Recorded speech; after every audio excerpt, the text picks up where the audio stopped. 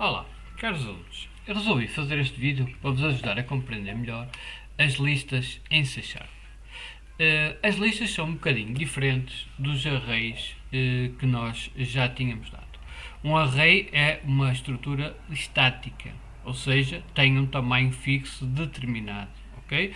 Vocês, quando criam um array, dizem o número de posições que esse array vai ter e ele vai reservar essas posições em memória RAM e o utilizador não consegue acrescentar nova informação para além daquela que foi definida pelo programador. Ora, isto pode causar muitos problemas para algum tipo de programas. Ou vocês tinham que criar um array tão grande que suportasse todos os dados e iriam gastar memória RAM à toa, porque muitos desses programas nunca iriam utilizar essas posições de memória toda, ou então têm que criar não um array, mas sim uma lista, uma estrutura de dados que é dinâmica, ok? Onde a alocação de memória são geridas dinamicamente durante a execução do programa. Ok? Claro que tem muitas vantagens: eficiência de memória, flexibilidade e operações dinâmicas, que permite a inserção e a remoção de elementos sem deslocar outros elementos, o que pode melhorar o desempenho em algumas situações. Mas, para alguns de vocês, podem estar a imaginar um modelo de memória RAM que eu já vos expliquei várias vezes e podem estar confusos. Como é que é possível fazer tal coisa? Porque quando eu defino um array, ele vai à memória RAM e portanto, vai reservar os endereços de tantas posições quantas aquelas eu disse que o meu array ia ter. Ora bem, isso é feito de uma forma muito simples. Quando se cria uma lista, que é um objeto em C Sharp, ele contém uma referência para um array interno, mas também guarda o count, que é o contador, e a capacidade dessa mesma lista. Okay? E o que é que acontece? Ele, por exemplo, quando cria uma lista, começa, por exemplo, com reserva 4 posições, e à medida que vocês vão atualizando, acrescentando, fazendo um new, ok, um novo elemento, o count incrementa. E o que é que acontece? Quando a lista chega ao máximo, ao 4, então ela automaticamente vai criar uma outra lista que normalmente tem o dobro tamanho. Ou seja, se ela começou por criar 4, vai criar uma nova lista com 8. E o que ela faz internamente é que cria uma nova lista, internamente cria uma nova lista, copia os elementos antigos para o novo array, atualiza a referência, ou seja, a posição de memória, e o array antigo é libertado pelo garbage collector. Portanto, internamente há muito processo a ser executado, mas o que acontece é exatamente isso. Ele começa por criar uma lista, uma posição de memória, ok, 0,21, por exemplo, vai colocando, chega a 4, já acabou esta, o que ele vai fazer é, então, cria uma com 8, ok, na memória RAM, copia estes 4 para os primeiros 4 e agora já tem mais 4 para serem utilizados, e claro que aqui já é outra posição de memória livre, por exemplo, a 51, ou por aí fora. Ok? Portanto, é um processo fácil para o utilizador, que não tem que estar a par disto, e pode-se abstrair, mas de facto internamente é isto que acontece. Ok? Existem muito tipo de listas, ok? As tais coleções, portanto, as listas em C Sharp são implementadas pelas coleções genéricas, ok? E são dadas por esta biblioteca, o System Collections.generic, que tem que ser acrescentado no using, no início do programa, e existem vários tipos. Existe a lista normal, o linked list, que é uma lista ligada, as filas e as pilhas, e os dicionários, que têm o key, o chave e o valor, ok? Portanto, o que é então uma lista? É uma coleção genérica em C Sharp, que armazena elementos de um tipo específico e permite o seu redimensionamento dinâmico e facilita operações como inserção, remoção e acesso aos elementos. Como é que se cria uma lista? Cria-se uma lista colocando a palavra-chave list, o sinal de menor e maior o tipo da lista. Claro que também podia ser o T de lista genérica. O nome que eu quero dar à minha lista igual a new e volto a repetir a lista tal e qual como fazemos para as classes, ok? Neste caso estou a criar uma lista de inteiros que se chama números e vai criar uma lista de inteiros vazia porque eu não estou a dar aqui a lista.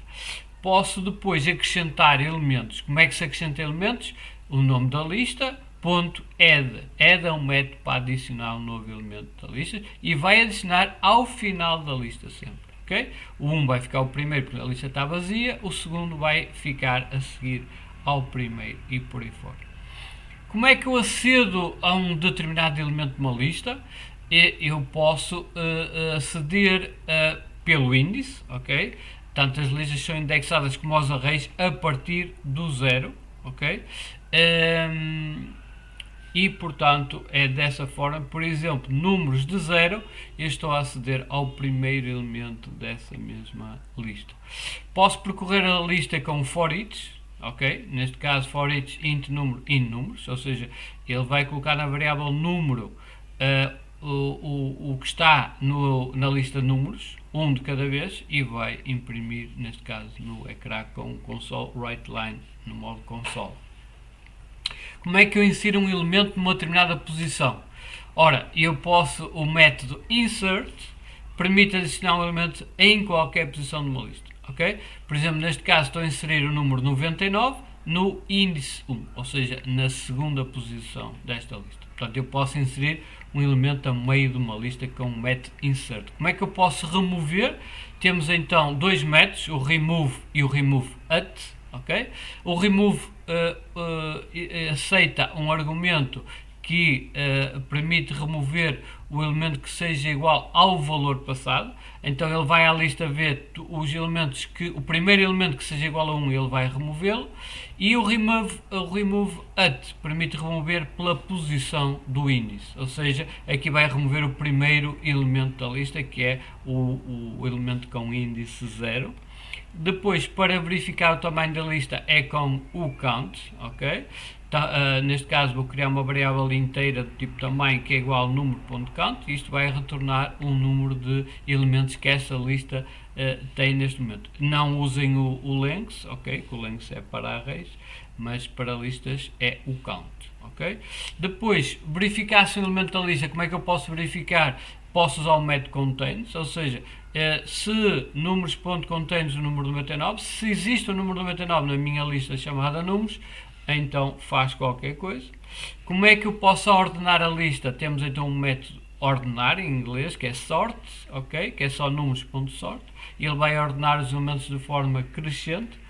E como é que eu posso armazenar objetos complexos como instâncias de classes? Por exemplo, aqui eu agora tenho uma classe, aluno, com duas propriedades, e eu crio uma lista da classe alunos, chamei-lhe alunos, new list aluno, e agora posso fazer alunos.add e posso adicionar um novo aluno com Maria e idade, ok? Portanto, isto é muito útil, porque quando eu quero trabalhar com muitos alunos, eu vou ter que criar listas de classes, ok?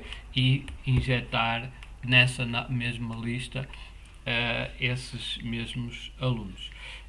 Outros métodos úteis têm o ponto clear, que limpa todos os elementos da lista, o index of retorna o índice de um elemento específico, e o reverse, que inverte a ordem dos elementos, que é o contrário do sort. Okay?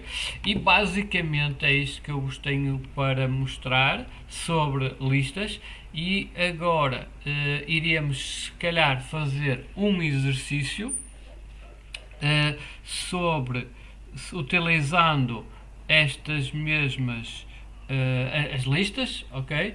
Mas se calhar eu vou-vos mostrar aqui uma outra situação, que é, deixa-me só ver aqui uma coisa, portanto, aqui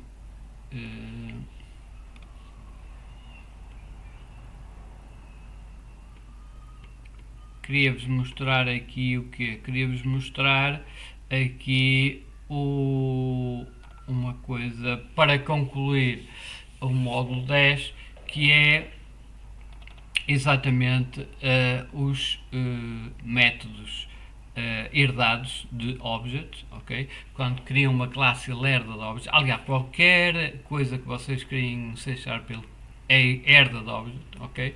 E como herda de object, ele vai herdar o toString, o equals e o getHashCode, ok? Portanto, qualquer coisa que vocês criem, até pode ser, se reparar, eu vou criar aqui um projeto.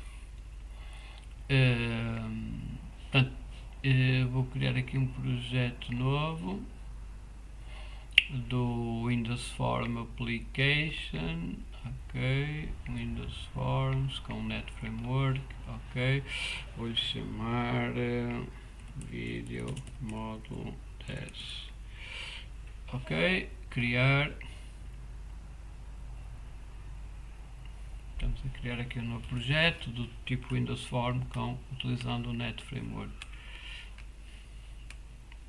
Ok, por exemplo, uma coisa muito simples, se eu aqui criar no load, não é?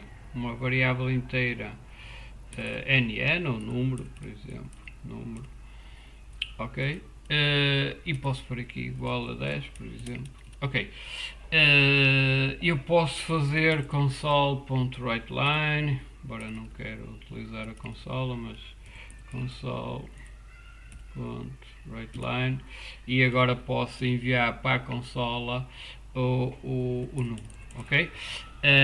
Reparem, como o número herda de objeto, se eu fizer pontinho, ele herda estes métodos, o toString, o equals e o getHashCode, ok? E é pode ser muito útil. Por exemplo, se eu aqui executar, ele vai enviar aqui para a consola o número 10 transformado em texto. Se tudo correu bem, agora onde é que está aqui a consola? Eu não a estou a ver, mas posso chamá-lo. Onde é que está aqui a consola? Ponto de interrupção, janela de comando, janela imediata e saída. Aqui ele deveria ter colocado, cá está ele, o 10, ok? Portanto, eu enviei o número 10, passei-o para texto com toString, que é um método que é herdado, converte um número numérico dessa instância na representação de cadeia de caracteres equivalente, ou seja, transformou os números em texto. Okay? Em caracteres 1, 0, mas aqui não como representar o número 10, mas sim como representar na tabela ASCII o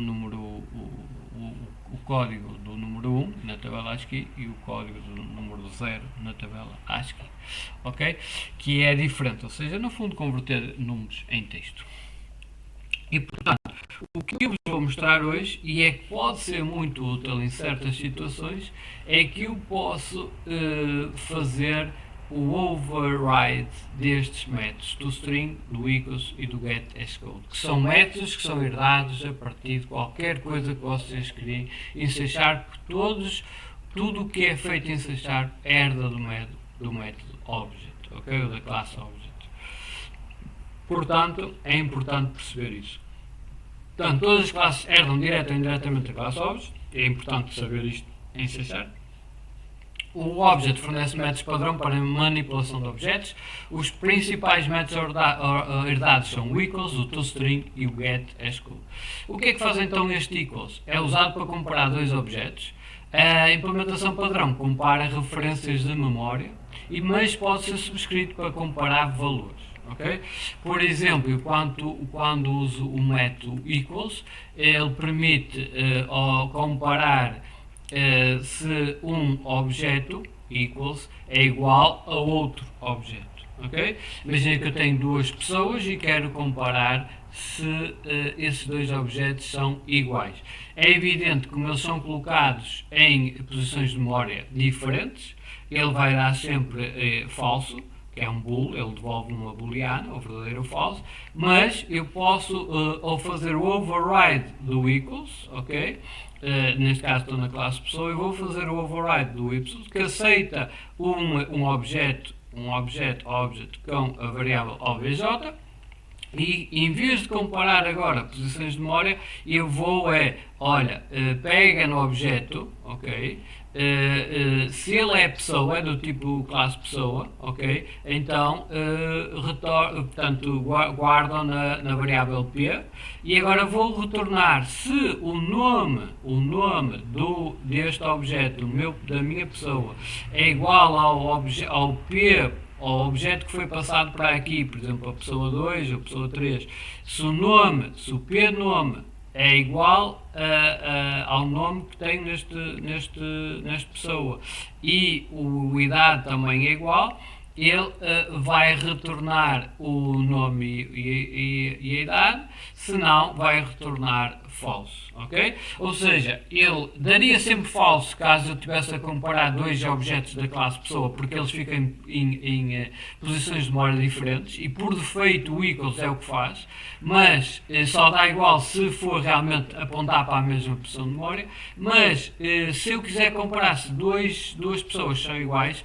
posso comparar pelos nomes, ok? Se os nomes forem iguais, então eu posso dizer que o objeto é igual. Caso isto me interesse, isto pode interessar em algumas situações. Depois temos então o método string, também posso fazer override. Por defeito ele retorna a representação em string do objeto. Por exemplo, da classe ele retorna o nome da classe. Se fizerem o pessoa.toString. Agora, neste caso, ele pode retornar outras coisas. Se fizerem o override, e aqui eu estou a retornar uma string, e eu estou a fazer o override do método toString, que é herdade de object, e aqui ele vai retornar quando eu chamar o objeto, por exemplo, p1 de pessoa, p1.toString, ele aqui em vez de retornar o nome da classe, vai-me retornar o nome e a idade. Pode ser muito útil isto. Claro que eu podia criar um outro método chamado, em vez de ser o toString, podia ter chamado o descreve ou outra coisa qualquer que estamos indo a usar, mas se quiserem usar e reescrever o método toString, é possível fazê-lo. Depois temos ainda o getHashCode, que retorna o código hash do objeto. É utilizado em coleções como o dicionário e o hashset. Deve ser coerente com o equals, ok? Isto aqui, o hashcode é um código que é retornado de um objeto que ele faz umas contas de hash, tem para lá um algoritmo e que devolve um código hash mediante o objeto que está a ser. Imaginem uma palavra passe ou a encriptação daquele objeto em texto, ok? Ninguém percebe nada, é um código de muitos caracteres, mas é único para cada objeto. Ele faz uma encriptação do nome e idade e surge um código alfanumérico e esse código permite comparar se os objetos são iguais, ok? E portanto, isto é o hashcode. E se calhar aqui o que nos interessa mais para já é reescrever o toString, ok? E para isso eu vou propor aqui um exercício que é criar uma classe produto onde vamos reescrever o método toString de modo a devolver o nome e o preço desse mesmo produto, sabendo que a classe produto vai ter o nome e o preço como propriedades e temos aqui o construtor e temos então a reescrita de um método toString, ok?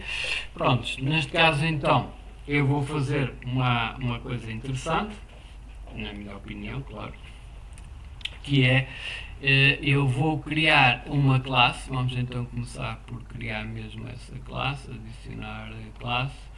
Vou criar então, vou-lhe chamar classe 1, ficheiro, não interessa. Vou mudar então, o nome da classe vai ser produto. E o produto vai ter então duas propriedades. Vai ter então a propriedade public nome do produto. public string nome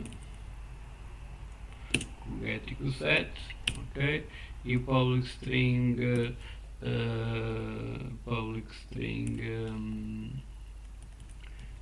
nome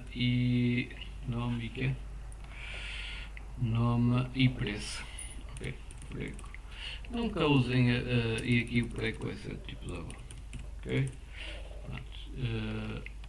double, ok. E agora vamos fazer aqui o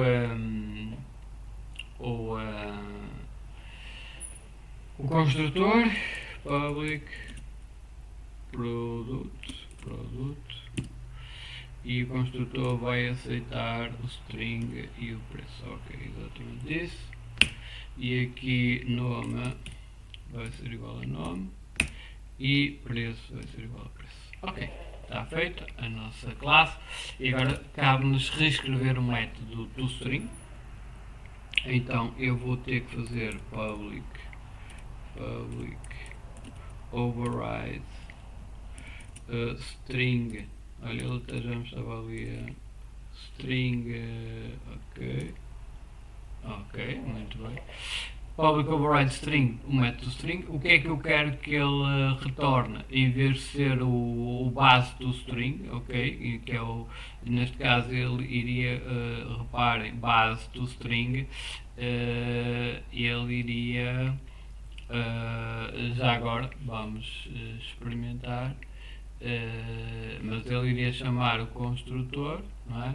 E iria passar o nome e o preço para string. Ora, vamos só, é evidente que eu não iria fazer assim, mas é uma boa sugestão.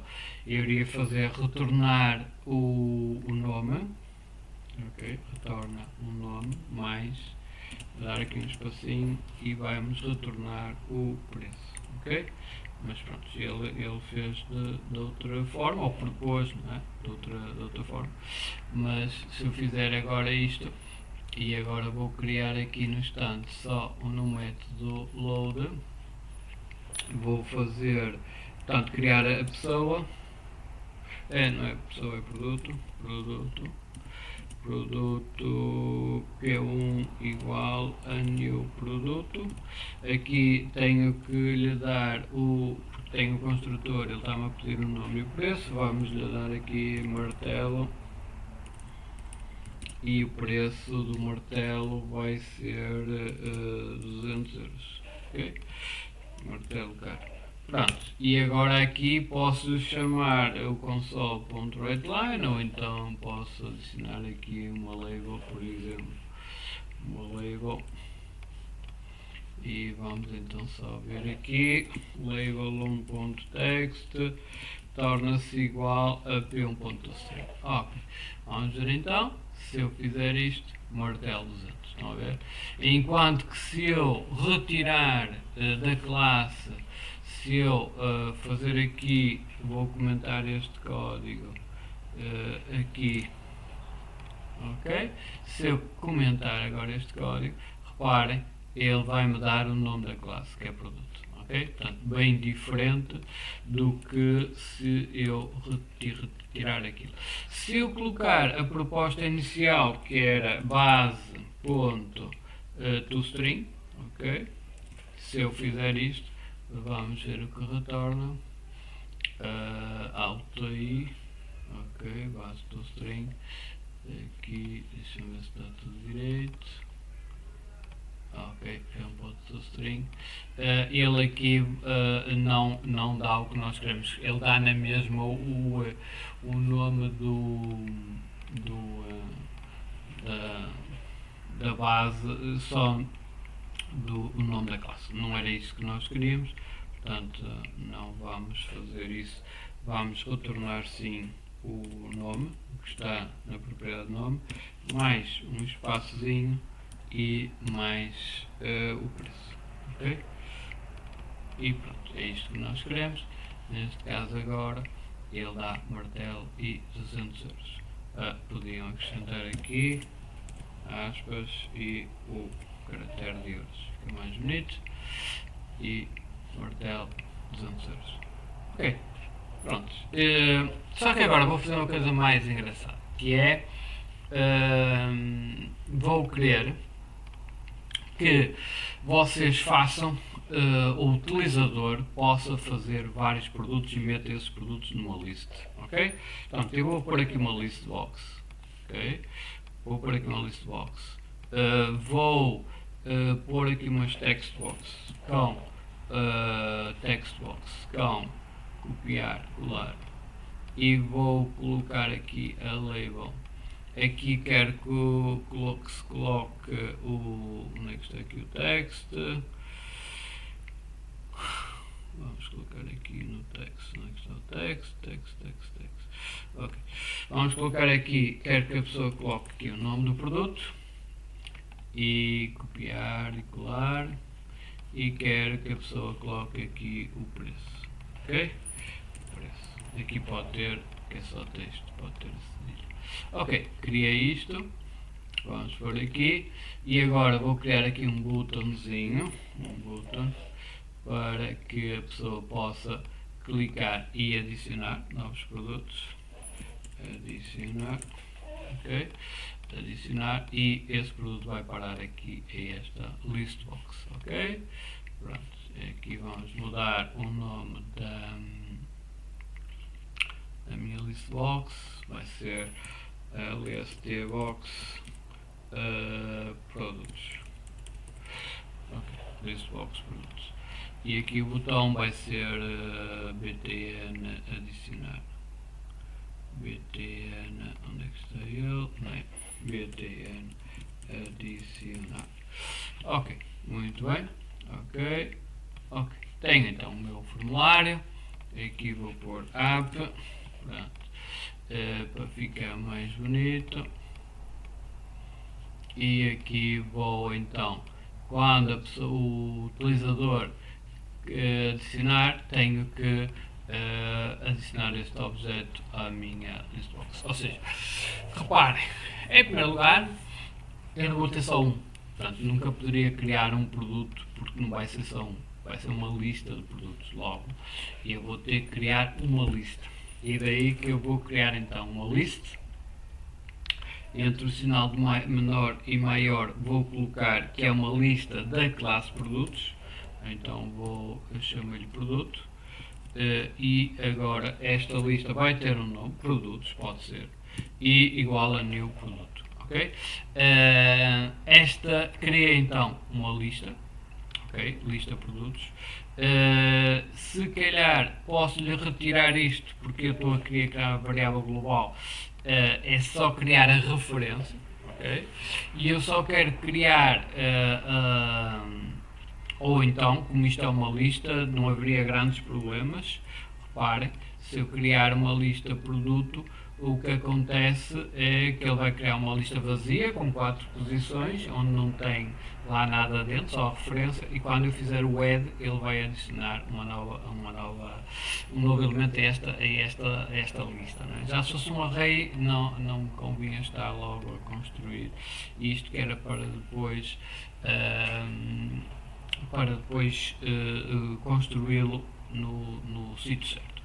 Aqui neste caso então vou tirar este código que está aqui, não interessa agora.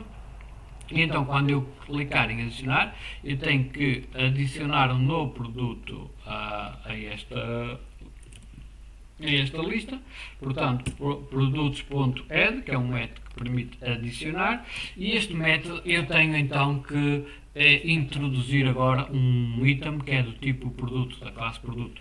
Então neste caso eu posso fazer new, porque eu quero criar um novo produto, e agora aqui chamar o construtor do produto, e ele vai me permitir injetar o nome e o preço. O nome é o que está na caixa de texto, é o que está aqui na caixa de texto, que eu vou chamar txt nome, acho que ainda não alterei.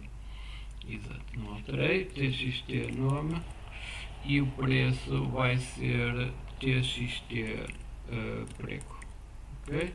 Txt preco.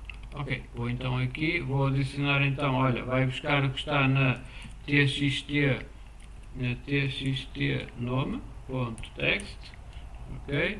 E vírgula, vai buscar o que está na txt txt preço.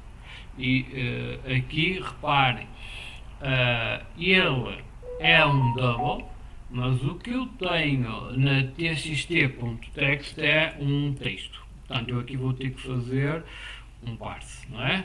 Há muitas formas, como já sabe, pode ser um convert, pode ser um parse, e aqui ainda vou fazer um double.parse ao que está na caixa de texto txt preço.text, ok? E finalmente fecho ali. Portanto, e agora eu adicionei então à lista produtos, ok?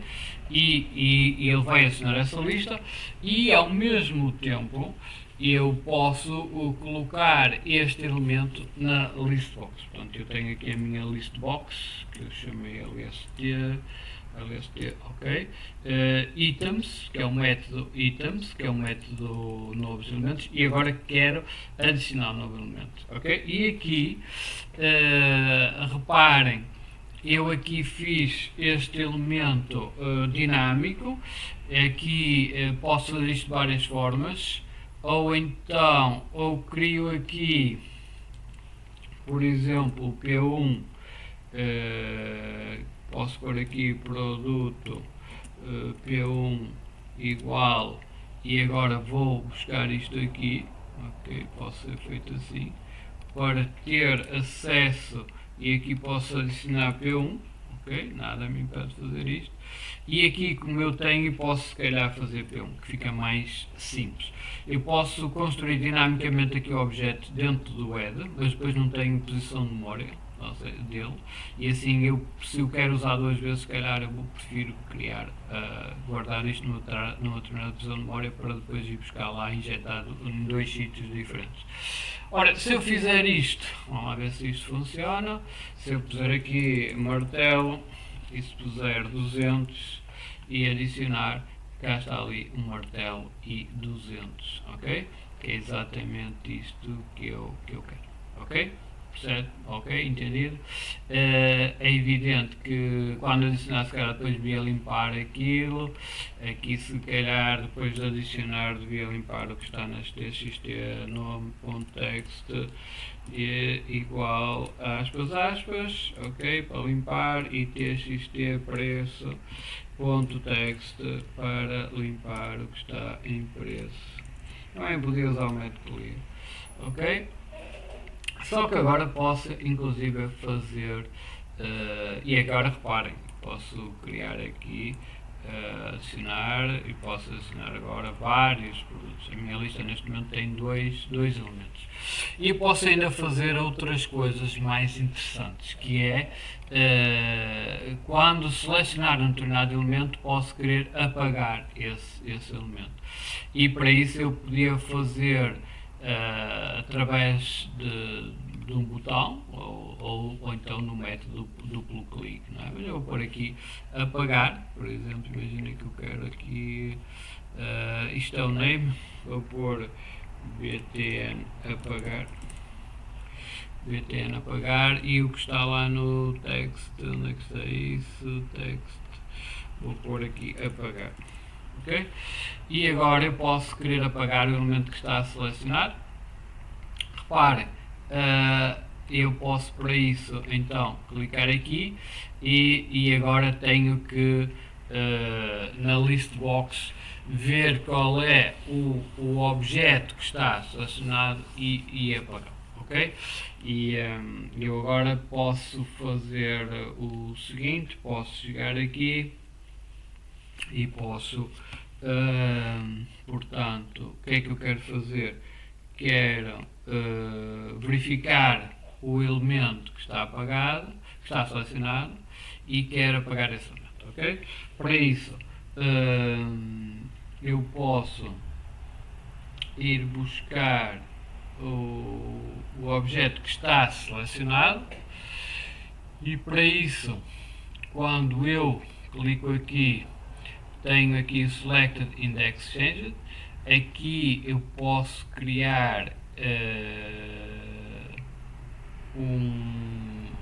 poderia fazer isto de várias formas, não é? Posso posso fazer uma variável global com o índice do valor que está selecionado e com essa variável global, depois no apagar, posso eliminar esse número, não é? Posso fazer isso de outras formas, mas vamos fazer isso, por exemplo, dessa forma, ok? Vamos criar então aqui uma variável int posição pós, ok? Vou criar aqui uma variável posição. Quando eu mexer quando eu selecionar um determinado objeto, ele vem aqui para o Select Index Changed. Quando o objeto selecionado mudar, eu quero alterar a posição. Então, posição torna-se igual a, ok, muito bem, ele até já está a recomendar a minha listbox.uSelectIndex, ou seja, qual é o índice do produto que está selecionado. Se eu agora clicar em apagar, eu quero ir ao pós e ir tanto à minha lista como ao meu listbox e apagar esse elemento. Então tenho que fazer duas coisas. Tenho que ir à minha listbox e existe items, não é? Ao método items, e eu quero fazer o remove, e agora há dois, não é? Quero remover pela posição ou remover pelo conteúdo do objeto. Eu aqui quero pela posição, ok? Quero remove posição, que é posição já tem um elemento que está selecionado, e também quero ir à minha lista, que eu dei-lhe o nome de, qual foi o nome que eu dei à lista? Produtos. Quero ir aqui à minha produtos e também quero fazer o remove pela posição. Ok? E neste momento, se eu executar isto, eu posso fazer aqui M, 2 euros, adicionar, fazer G, 3 euros, adicionar. Se eu quiser apagar agora o G, eu apago aqui o G e ele diz-me que o índice está fora do intervalo. Pronto, e agora o porquê disto? Porque aqui a posição está-me a retornar aqui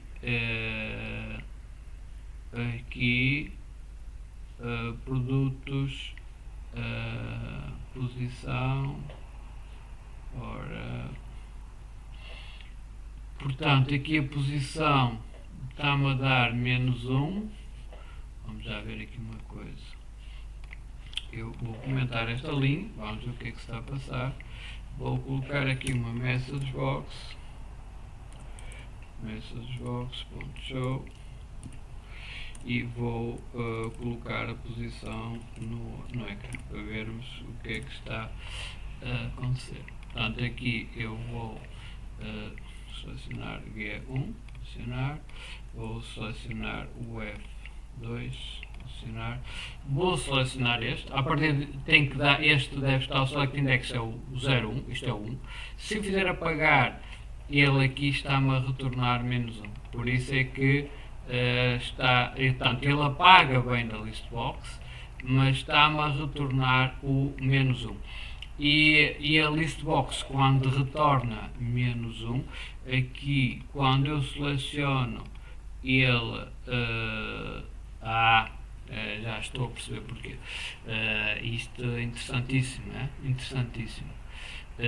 E como eu percebi o que é que está a acontecer, eu basta-me chegar aqui e fazer diferente, ou seja, eu pago primeiro e vou comentar, pago primeiro da lista e só depois é que removo. E reparem, se eu percebi bem, já vai funcionar bem. H1 vou adicionar e aqui vou meter H2 adicionar. Se eu apagar, agora já funciona tudo bem. E porquê? Porque como é que eu percebi? Percebi que quando eu selecionava, ele estava bem, a posição retornava o valor que estava selecionado, mas se eu apagar primeiro, reparem, a lista fica sem nenhum elemento selecionado. Logo, quando ela não tem nenhum elemento selecionado, ele fica com -1. Quando eu tentaria remover o -1 da minha lista, claro que daria erro. Ok? Pronto. E agora o que é que eu fiz? Retiro da lista, ok? E depois é que removo o elemento da minha listbox. ok? E portanto neste momento está feito. Portanto, reparem, neste programa agora já me permite inserir elementos, apagar elementos, enfim, já começa a ficar um programazito que depois nos vai preparar até para uma ligação a uma base de dados e fazer uma gestão de produtos como deve ser, ok? E pronto, e por hoje é tudo, muito obrigado.